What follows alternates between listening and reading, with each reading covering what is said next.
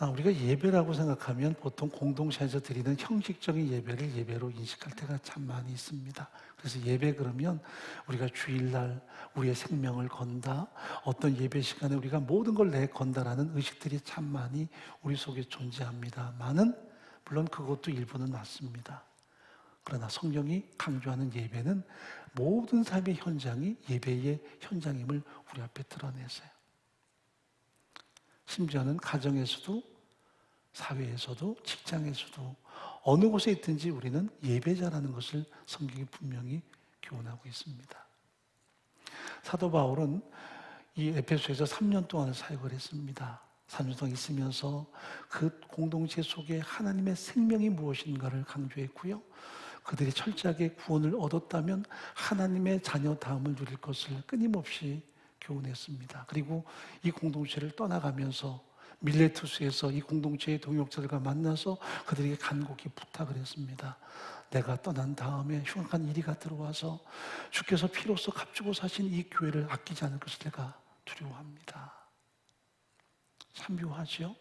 주께서 피로 값주고 사신 존경 공동체인데 흉악한 이리는 그 공동체에 대해서 존귀하게 여기질 않아요. 아끼지 않아요. 그래서 그 이단이 들어오면 어떻게 이 공동체를 훼손할 것인가? 이 공동체의 가치관, 이 공동체의 존귀함, 그리고 모든 구성원들의 삶의 존귀함을 다 무너뜨릴 것인가에 대해서 바울이 정말 애타는 마음으로 그들에게 부탁을 해요. 내가 떠난 다음에. 그래서 그들에게 여러분은 내가 3년 동안 눈물로 가르친 것을 기억하십시오. 그리고 항상 그 말씀을 통해서 이 공동체를 보호할 것을 그들 앞에 경고합니다. 이것이 사도행전 20장에 드러나는 그의 교훈이죠. 그리고 끌어안고 입을 맞추고 작별합니다. 바울은 예루살렘에 가서 복음 전하다 체포되고 2년 동안 가이사랴에 구금되어 있다가 로마까지 가서 지금 작별한 지 최소 3년이 넘은 상황에서 이 공동체의 소식을 접하는데 그 소식은 참담한 것이었습니다. 이 공동체 안에 니골라당의 교훈, 우리가 구원 얻은 것은 영혼뿐이다.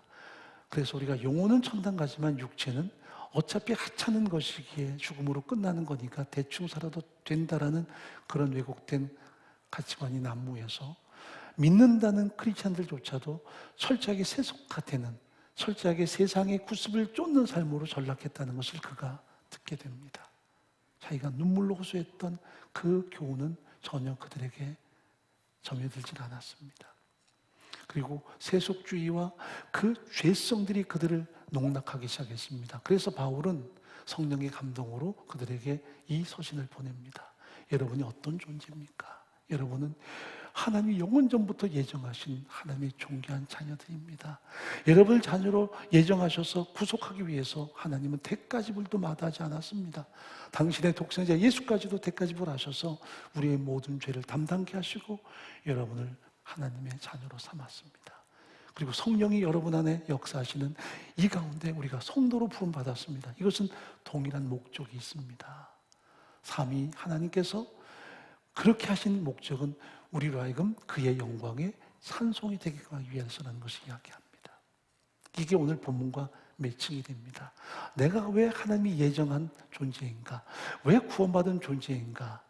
그 연결선상에 오늘 본문이 있습니다. 하나님의 영광이 찬미가 된다는 말이 어떻게 우리에게 적용되는가? 이것은 공동체 드리는 예배만이 아닌 삶 전체가 예배가 되어야 된다는 것을 우리 앞에 요구하는 것입니다. 2장에 넘어가면 우리가 과거에는 철저하게 공중의 권세를 따랐고 철저하게 땅에 속한, 그래서 영원한 심판으로 가던 존재들인데 하나님의 그 큰 사랑으로 나를 구원하셔서 하나님의 자녀 삼으시고 비록 우리의 발은 땅을 딛고 살지만 우리의 모든 가치관은 하늘에 올라앉아 세상을 사는 존재로 삼았다는 것을 선포하시고 이 놀라운 비밀을 우리가 깨달았다면 이것을 증거할 뿐 아니라 더 나아가서 공동체 안에서 끊임없이 나의 신분과 나의 삶의 목적을 다시 한번 배우고 또 경험하고, 그래서 5장에 넘어가면 우리가 철저하게 죄된 것, 우상적인 것 철저하게 거부하고 이제는 성령 충만함을 끊임없이 갈망하며 진정한 삶의 예배자가 되어야 된다는 것을 본문이 강조를 해요.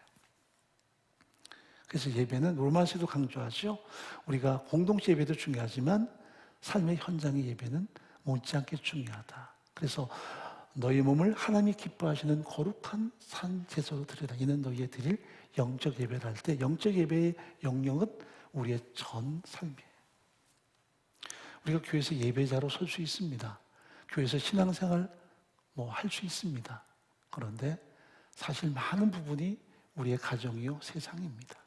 대부분 99%가 우리의 가정이요 세상인데 거기서 우리가 예배가 주저앉으면 여기서 드리는 모든 예배라든지 우리의 신앙의 모습은 다 외식입니다. 그래서 바리새인을 왜 하나님이 그렇게 싫어했을까? 그들은 사실 삶 자체가 잘못된 건 아니었어요.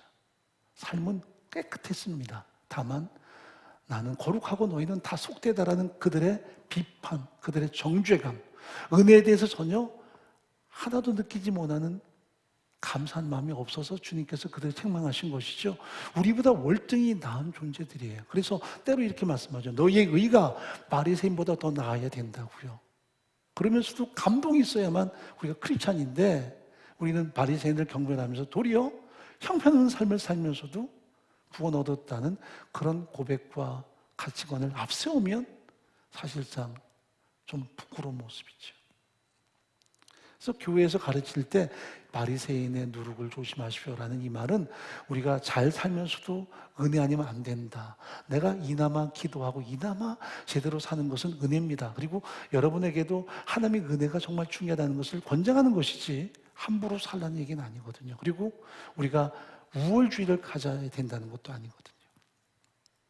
제대로 사는 게 중요해요. 그런데 우리 한국 교회 속에는 바리새인 그러면 이렇게 폼 잡고 이런 사람으로 생각을 합니다. 그러나 그들은 적어도 모든 면에 완벽주의자들이었습니다. 흠잡을 게 없는 사람들이었어요. 다만 은혜와 다른 사람에게 연민이 없었기 때문이지 우리는 은혜만 있고 그들의 삶을 능가하는 모습이 없다면 우리도 이름하여 은혜주의자가 아닌 은혜를 왜곡하는 자로 빠질 수 있습니다.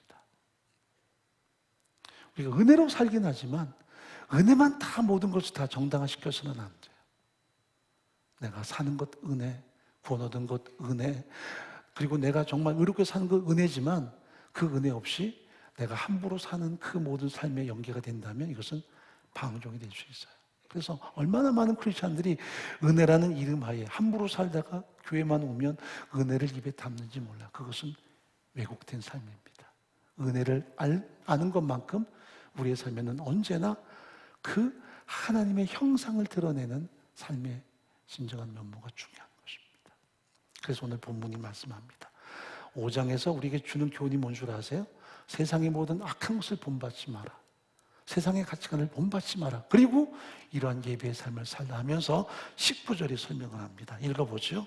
시와 찬미와 신령한 노래로 서로 화답하며 너희의 마음으로 주께 노래하며 찬송하며 범사에 우리 주 예수 그리스도의 이름으로 항상 아버지 하나님께 감사하며 그리스도를 경외함으로 피차 복종하라.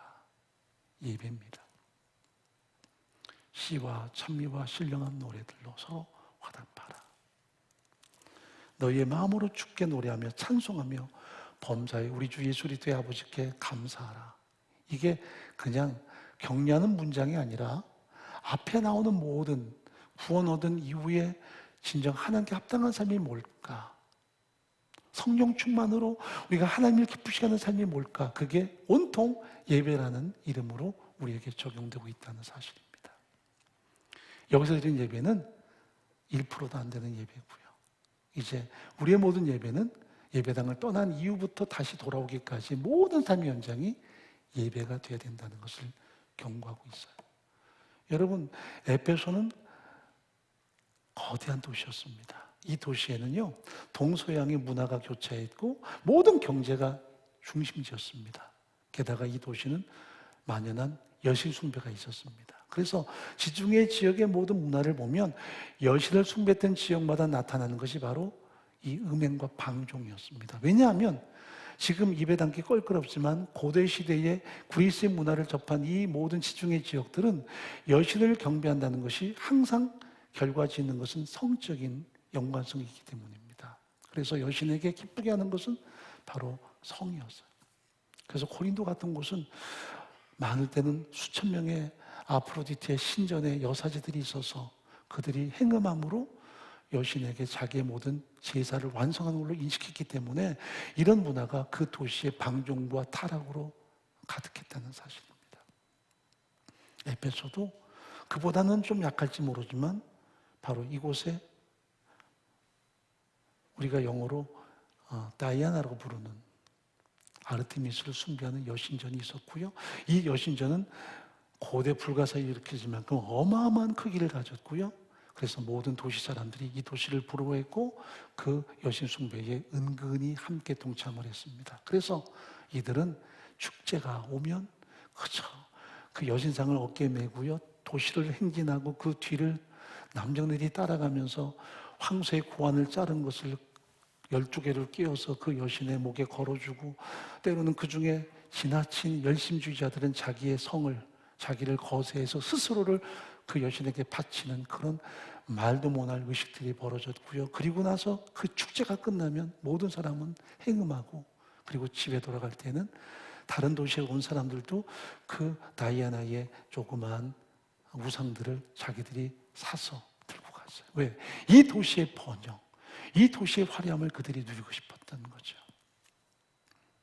참담한 사실이에요. 그런데 크리스찬들은 대부분 드러나지 않았습니다. 그 당시에 교회는 지금처럼 어떤 외형이 없었어요. 대부분은 어떤 동굴에서 혹은 누군가의 은밀한 집에서 모였습니다. 그래서 모여서 예배하고 흩어지면 그들은 누가 누군지 아무도 예측할 수 없었습니다. 이마에 쓴 것도 아니고요. 그래서 그들의 삶이 참 중요했는데 대부분은 니골라당의 교훈을 받아들인 사람들 가운데 이게 너무 달콤한 거죠. 우리가 그렇게 열심히 살 필요 없다.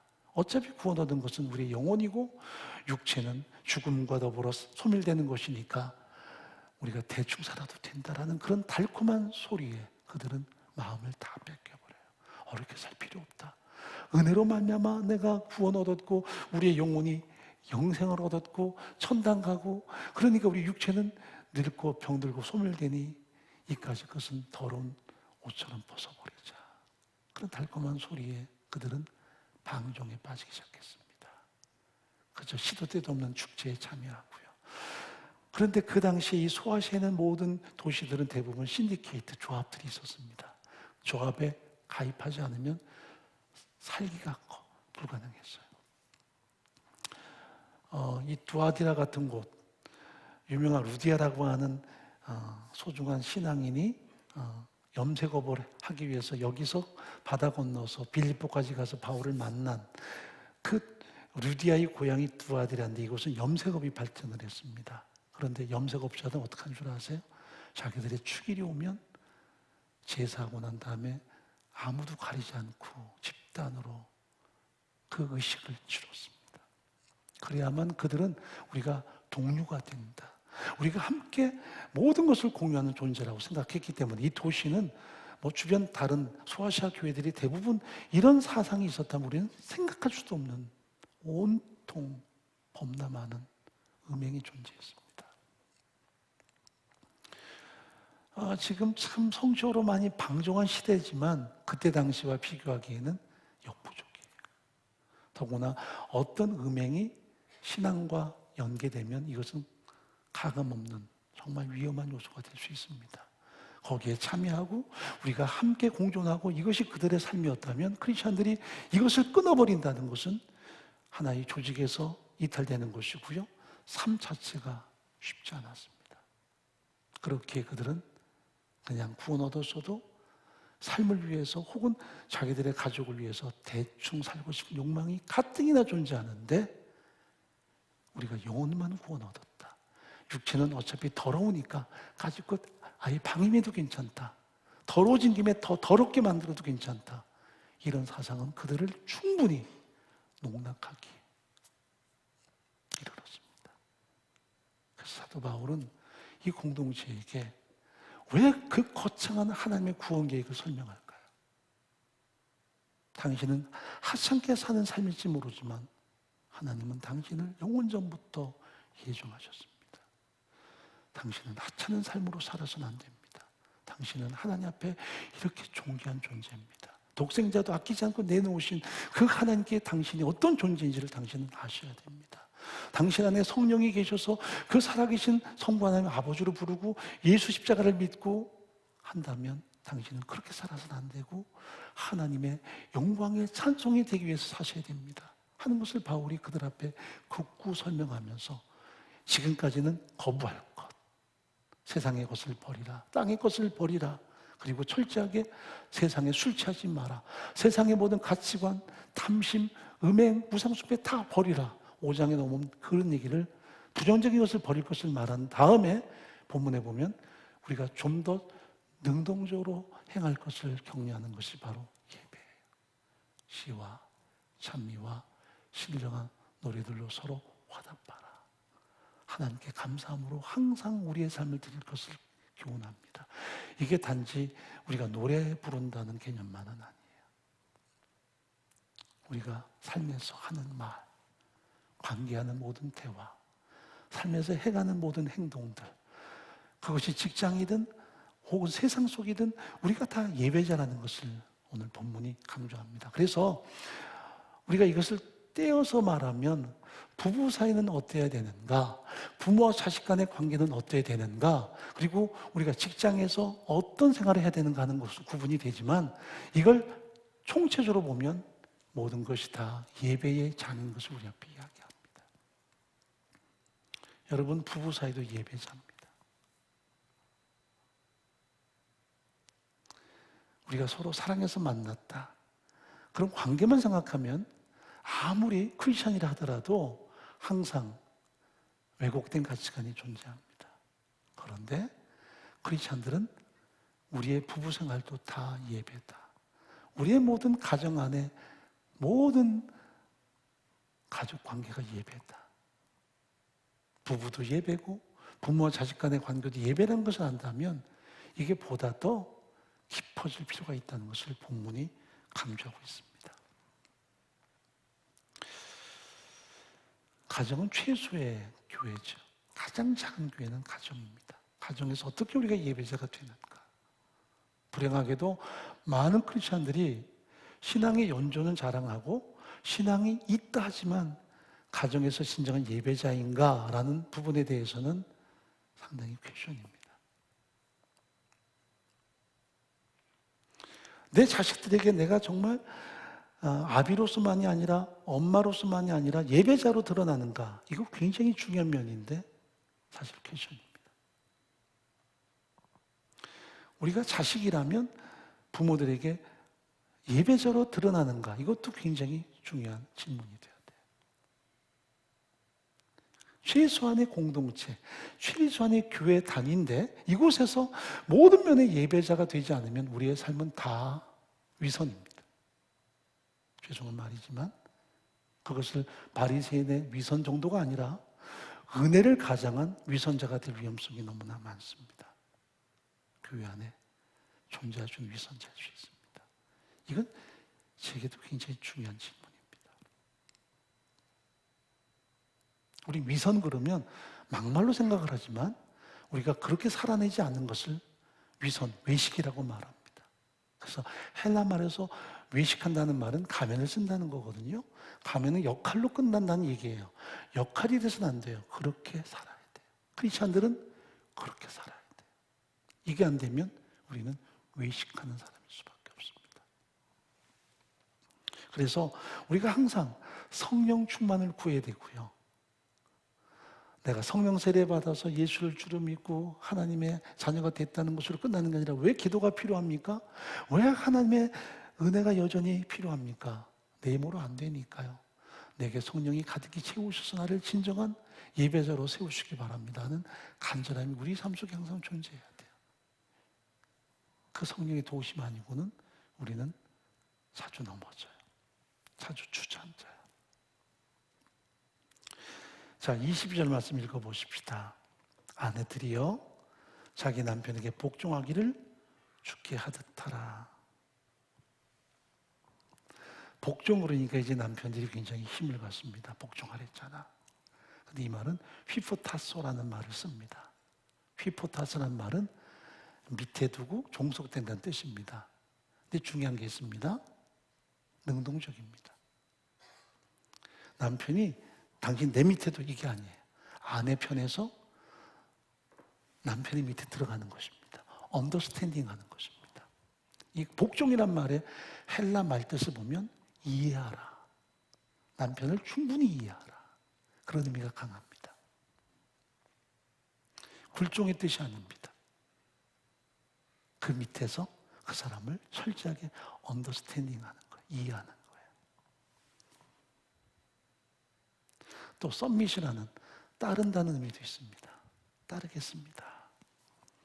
이것은 주님을 사랑하기에 주님께서 주신 내 남편에게 기꺼이 따르고 당신을 충분히 이해하려 하겠습니다. 그런 의미예요.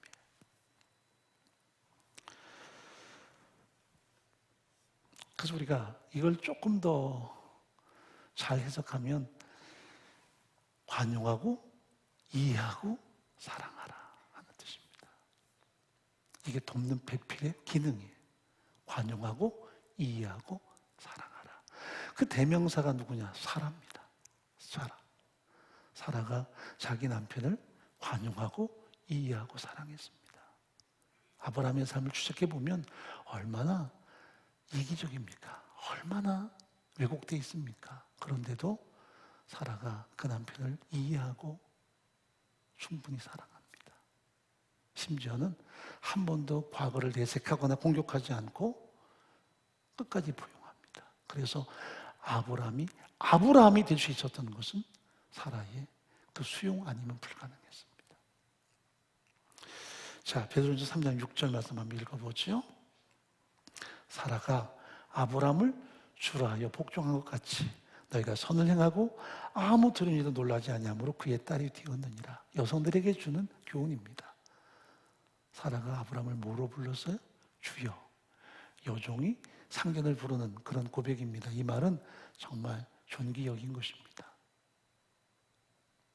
수용하고 철저하게 포용해 준 것입니다. 연약함을 끌어안은 것입니다. 그렇다고 남편들이 이 말씀을 가지고 나를 이해해줘, 나를 끌어안아줘. 그래서는 안 됩니다. 이것은 철저하게 자기 안에서 능동적인 것이어야 됩니다. 아내의 마음에서 우러나오는 것이 되어야만 합니다. 그래서 정말 남편들이 내 아내가 나를 정말 덮어주고 사랑하고 관용하기 원한다면 기도하셔야 돼요. 아내의 마음에 성령이 충만하기를. 그래서 지난 주간에 10번의 집회를 통해서 많이 바뀌어졌을 거예요. 근데 또 며칠 지나니까 또 다시 돌아갔다 기도하셔야 돼요. 아니면 집회를 다시 하든지. 끊임없이 충만해야 돼요. 안 그러면 우리의 본성이 드러나서 우리는 약해요. 그래서 결국 남편들도 성령 충만을 위해서 본인도 구하지만 아내가 충만하기를 구해야 돼요. 아내들도 본인도 충만하기를 구하지만 남편에게 성령이 충만히 내재하시기를 함께 구해야 돼요. 기도 없이는 안 돼요. 자, 26절 한번 읽어보겠습니다. 이는 곧 물로 씻어 말씀으로 깨끗하게 하사 거룩하게 하시고 자기 앞에 영광스러운 교회로 세우사 이런 것들이 없이 거룩하고 흠이 없게 하려 하십니다. 가정 안에 어떤 흠이 없도록. 그래서 철저하게 씻어내고 존귀하게 세우기 위함이 주님의 바람이라는 거 이야기합니다. 앞에 보시면 25절입니다. 남편들아 하고 선언하죠. 남편들아 아내 사랑하기를 그리스도께서 교회를 사랑하시고 위하여 자신을 주신 같이 하라. 부부 사이에 아내는 남편을 포용하고 항상 끌어안고 이해하고 언더스탠딩 해줄 때 남편은 그리스도께서 교회를 사랑하시처럼 아내를 사랑하려고 선언하고 살아갈 때 흠없는 교회가 돼요. 우린 아직 흠이 많아요. 그러나 여기서 끝나서는 안 돼요. 나는 원래 성질이 그래 먹었어. 그러면 안 돼요. 예배자가 아니에요. 그리고 주님이 원하시는 교회 모습도 아니에요. 최소의 교회가 잘 이루어져야만 큰 공동체가 제대로 이루어져요. 여러분이 집에 가셔서 막 서로 간에 언어가 다르고 부부 사이에 충돌하고 갈등하면 이 교회 공동체 자체가 한쪽이 무너지는 거예요. 이런 사람이 교회 안에 많이 있다면 교회는 얼마나 위선덩어리겠어요. 아내는 성령 충만을 구하는 가운데 남편을 언더스탠딩하고, 그리고 항상 포용하고, 남편은 성령 충만한 가운데 정말 예수께서 교회를 위해서 자신을 주심처럼 아내 위해서 자신을 내던질 때, 군림하거나 자기를 앞세우는 게 아니라 그렇게 희생할 때 흠이 없는 작은 교회가 돼요. 이 원칙은 큰 공동체에서 적용이 돼요. 동역자들이 서로 이해하려고 하고, 불쌍히 여기고, 포용하고, 언더스탠딩하고, 그리고 서로 간에 위에서 기도하고 서로 간에 격려하고 할 때 큰 공동체도 완성되는 것처럼 최소한의 공동체도 그렇게 이루어진다는 것을 본문이 말씀해요. 레리 크래비라고 하는 작가가 쓴 아담의 침묵이라는 책이 있습니다. 제가 참 좋아하는 책이고요. 가끔 다시 한번 읽어보고 하는 책입니다. 거기서 아담의 침묵에 대해서 이렇게 경고합니다. 아담이 하와에게 가장 잘못했던 것은 진리에 대해서 침묵한 것이었다. 진리를 바로 전하고 진리를 전달하는 것이었다. 근데 그는 입을 다물었어요. 그러면 하와의 문제는 뭘까요? 또 입을 열어서 질문하고 대화해야 되는데 서로 간에 입을 다물고 자기 해석이 가득했어요. 그럴 때마다 이 가정은 위험한 것들이 가득했죠. 여러분, 부부 사이 얼마나 대화하십니까? 얼마나 정말 깊이 있는 대화를 하세요? 간헐적인 대화 말고 정말 깊이 있는 대화 얼만큼 하십니까? 그래서 시와 찬미와 신령한 노래가 얼마나 흘러나옵니까? 남편이 가정에 들어왔을 때 여보하고 시와 찬미와 신령한 노래가 얼마나 나옵니까? 또 아내는 그 남편을 향해서 얼마나 많은 시와 찬미와 신령한 노래가 나옵니까? 이게 안 되면 그 부부 사이는 보잘것없어집니다. 비극은 침묵하는 자를 기다려요. 내가 내 입술로 시와 찬미와 신령한 것이 안 나오니까 입을 다물겠다. 그것도 역시 아주 위험한 것이 돼요.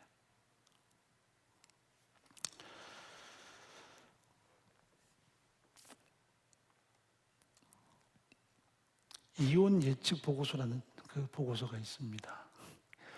좀 재미없죠, 이혼 예측 보고서. 그 부부가 언제 어떻게 이혼할 것인가에 대한 정확한 예측 보고가 나오는데, 이 존 고트맨과 로버트 레벤슨이 이 서로 함께 프로젝트를 한 건데요. 부부 사이에 어느 때 헤어지는가, 어떤 문제가 벌어질 때 헤어지는가, 이혼하는가. 정확한 예측이 93%입니다. 그게 뭐냐면 바로 경멸. 말 속에 경멸이 담겨 있으면 93%가 이혼을 했대.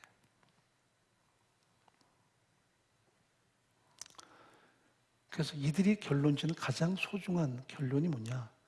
말이 강박해지거나 과격해지면 이혼하게 되더라. 그 중에서도 경멸하면 이혼하게 되더라. 경멸이 뭔 줄 알죠? 상대방을 아주 정말 인격적인 존재 이하로 보는 거. 경멸하는 말은 그만큼 위험한 것입니다. 나도 모르게 나오는 그런 말이 있다면 이것은 철저하게 악의 지배를 받는 것입니다. 그래서 우리가 이츠하크와 짜하크의 차이가 있어요. 우리가 아브라함의 독생자를 이츠하크라 불렀습니다. 우리는 뭐 이삭 이렇게 번역을 했는데 이츠하크, 웃는다, 기쁘다 그런 뜻이에요. 근데 그 반대말이 짜하크입니다. 짜하크. 이스마엘이 자기 동생을 짜하크했다. 이것은 그 아이를 비난하고 솔직하게 혐오스럽게 여긴 것입니다. 그럴 때 아이는 내쫓아야 됐어요. 부부 사이에도 이자크가 있는가 하면 짜크가 있습니다.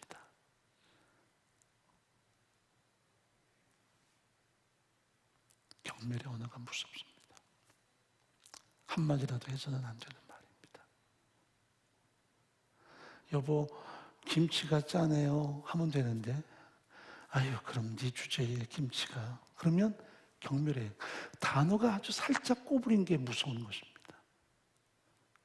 우리가 경멸하는 언어, 저는 글쎄 어떤 언어를 경멸이라는 말로 써야 될지 생각해봐도 잘 이렇게 구분이 안 되는데 있을 거예요, 분명히. 근데 말만인가요? 눈빛도 경멸이 될 수 있어요?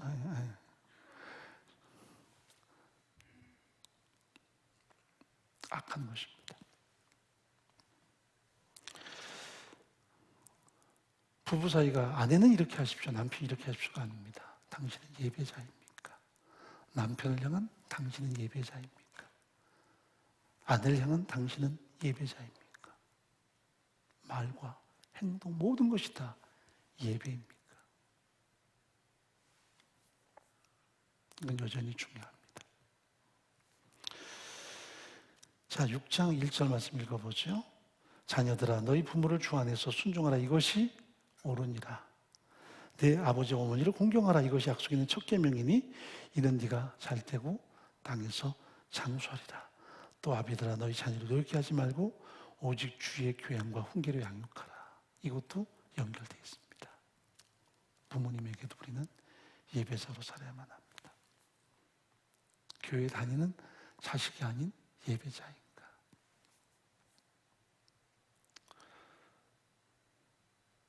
이 부분은 아무리 생각해봐도 참 부족할 때가 많아 보이는 듯합니다. 특히 자식에게도 나는 예배자인가.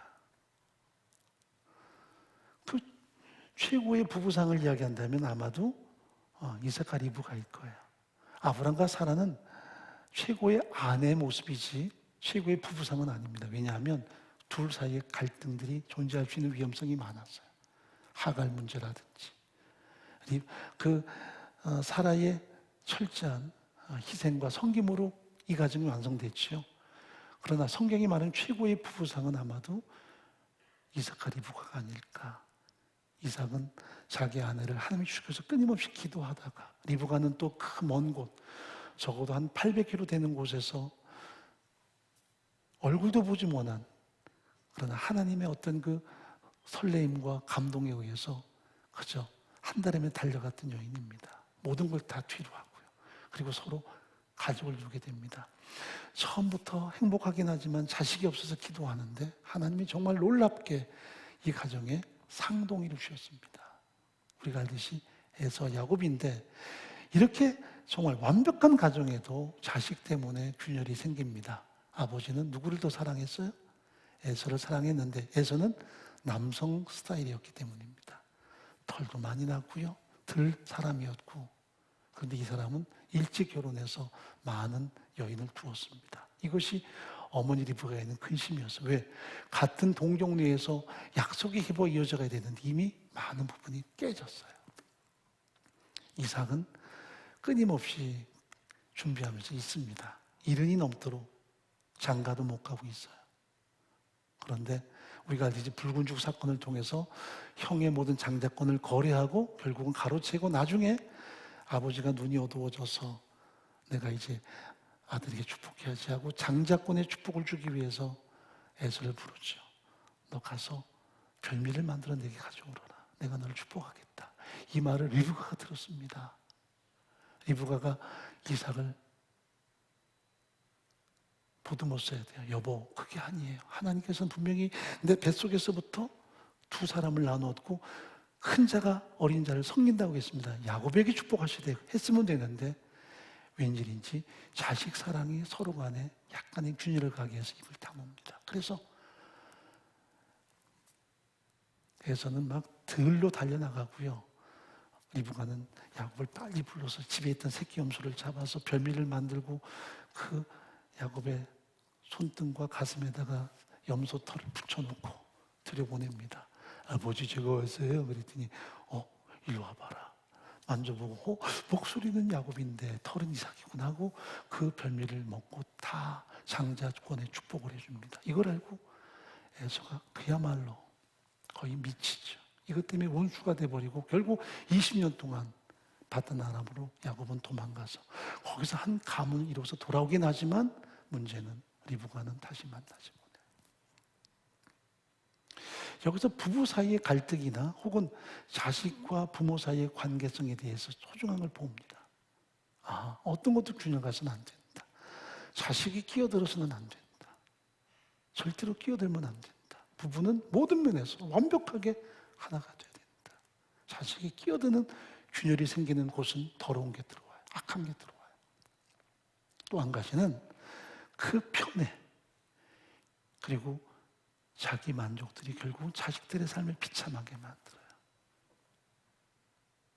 내가 자식한테 요구하는 게 뭔가요? 무엇이 이쁘고 무엇이 나쁜가요? 이게 성경적인 거를 따져야 되는데 우리는 은근히 자기 취향과 자기 욕구가 참 많이 존재할 때가 있어요. 그래서 둘이라면 하나는 은근히 당신 닮았어. 얘 나 닮았어.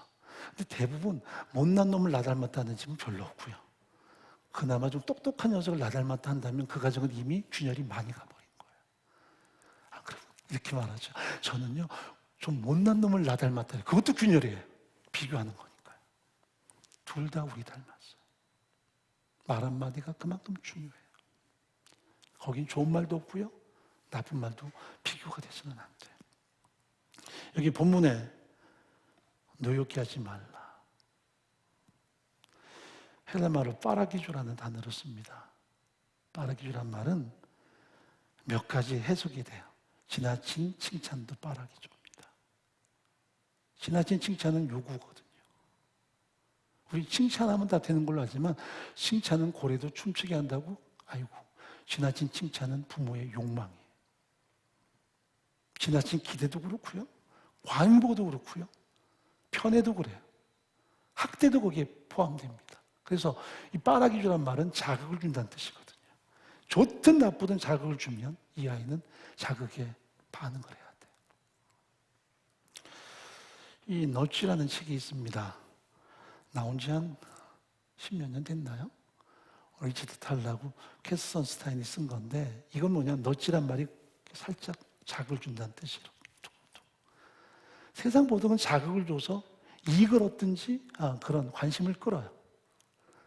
이 책에 보면 여러분이 아실 거예요. 남자 화장실, 여성들은 죄송합니다. 소변기에 보면 최첨단 소변기는 거기에 벌레가 붙어 있어요.